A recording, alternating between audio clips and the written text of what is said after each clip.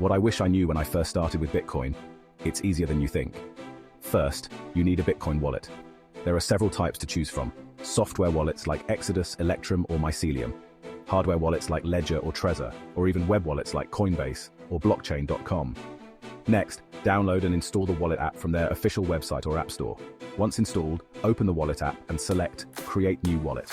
The app will generate a 24-word seed phrase. Write it down on paper and store it safely. It's your lifeline if you lose access to your wallet. Set a strong password and look for the receive or deposit option in the app. Copy your Bitcoin address. It's like your digital mailbox. Now let's get some Bitcoin. Sign up on an exchange like Coinbase, Binance, or Kraken. Verify your identity, link your bank account or credit card, and buy some Bitcoin. Go to the send or withdraw option on the exchange, paste your wallet address, enter the amount, and confirm the transfer. Wait a few minutes to an hour for the transaction to be confirmed. And there you go. Check your wallet app to see your Bitcoin. You're now part of the crypto world.